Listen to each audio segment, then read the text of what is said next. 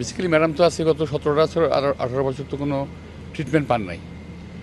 তো এতে উনি আগে যদি ট্রিটমেন্ট পেতেন তাহলে হয়তো আরও অনেক ভালো হতো, কিন্তু সেই ট্রিটমেন্ট পাওয়ার সৌভাগ্য আমাদের হয়নি। এই আওয়ামী সরকার, এই খুনি সরকার একটা ম্যাডাম এক কথায় বলতে আমি বলতে পারি যে ম্যাডামকে খুব অসময়ে অসুস্থ করে ফেলেছে। একটা মানুষ যতটুকু সুস্থ থাকা দরকার ওনাকে সুস্থ থাকতে দেওয়া হয় না ইচ্ছাকৃত।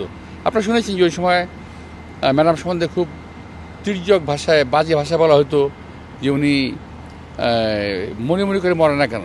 তো আল্লাহ এখনও বাঁচিয়ে রেখেছেন ওনাকে, এবং উনি এখনও ভালো আছেন। ভালো আছেন বলতে পরীক্ষা নিরীক্ষা চলতেছে, সম্পূর্ণ সুস্থ বলবো না, সম্পূর্ণ সুস্থ হয়ে মানুষ তো হসপিটাল থাকে না, তাই না? উনি এখনও হসপিটাল ছাড়তে পারেনি, তার মতো অবস্থা হয়নি।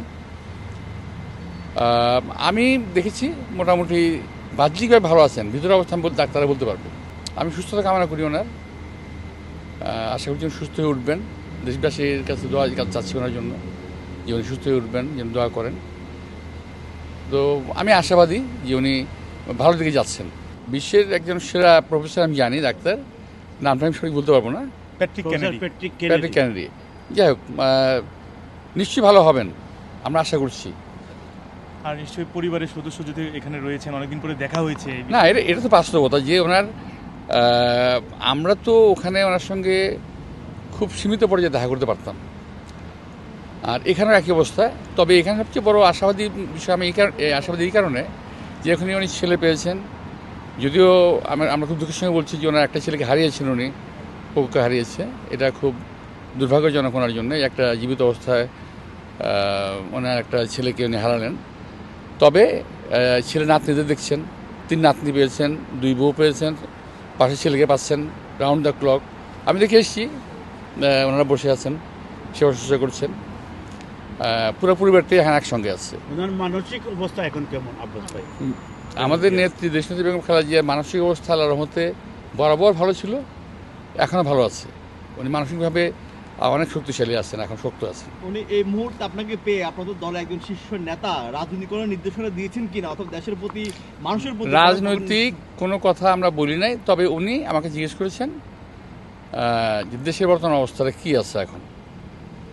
তো দেশের বর্তমান অবস্থা কী আছে এটা তো মাত্র আমি 2 দিন আগে আসছি, এখন এর মধ্যে খুব একটা পরিবর্তন হয় নাই। দেশে একটা নির্বাচনী কথাবার্তা হচ্ছে, এইটুকুই, আর কিছু বলার নেই ওনাকে। আর তাছাড়া আমরাও চাই না ওনাকে রাজনৈতিক কথাবার্তা বলে কোনো বিব্রত করতে। যে অ্যাক্টিং চেয়ারম্যানের সঙ্গে আমাদের সপ্তাহে 1 দিনের তো কথা তো হয়ই অফিসিয়ালি, আনঅফিসিয়ালি আমরা কথা বলি, তো নির্দেশনা যা পাওয়ার ওখান থেকেই পাই। তবে এখন এই মুহূর্তে কোনো রাজনৈতিক নির্দেশনা ওনার কাছ থেকে আমি পাই নাই। আবার সেটা আমি জানতেও চাই না, এই কারণে যে এটা তো ওনার মা অসুস্থ, হসপিটালে দেখতে আসছে, জিজ্ঞেস করা যায়। আচ্ছা, আফরোজা ভাবি মহিলা দলের সভানেত্রী, আপনি যদি সামনে তো দীর্ঘদিন ধরে বেগম জিয়ার সাথে ছিলেন, অনেকদিন পরে বেগম জিয়া দেখে আপনার কেমন মনে হচ্ছে? মাশাআল্লাহ, অনেক ভালো লেগেছে। কারণ আসলে যেটা মির্জা আব্বাস সাহেব বললেন যে মানসিক দিক থেকে তো উনি সবসময় অনেক স্ট্রং ছিলেন জন্যই আজকে কিন্তু উনি এই জায়গায় মানে এখনও এইভাবেই মানে মেরুদণ্ড সোজা করেই দাঁড়িয়ে আছেন। নাহলে অনেক আগে অন্য কোনো মহিলা হলে আর এতদিন খুঁজে পাওয়া যেত না। তো এখন তো সবার পরিবারের সবার সাথে আছেন, এখন আরও ভালো আছেন ইনশাল্লাহ। তো আমরা আশা করছি উনি অচিরেই অনেক সুস্থ হয়ে যাবেন এবং আমাদের দেশে আবার ফিরে আসবেন, ওনার দেশে, এবং এসে দেশের জনগণের হাল ধরবেন ইনশাআল্লাহ। কিছুটা কথা হয়েছে, কি কথা হয়েছে ওনার নেত্রী? কেমন আছো, নাতি ছেলেমেয়েরা কেমন আছে, তারপর দেশের অবস্থা কি, সবাই কেমন আছে, মহিলা দলের সবাই কেমন আছে, সবার কথা জিজ্ঞেস করেছেন। কোনো রাজনৈতিক আলোচনা না, বাট সবার কথা জিজ্ঞেস করেছেন কেমন আছেন, এবং দেশের কথা জিজ্ঞেস করেছেন সবাই কেমন আছে।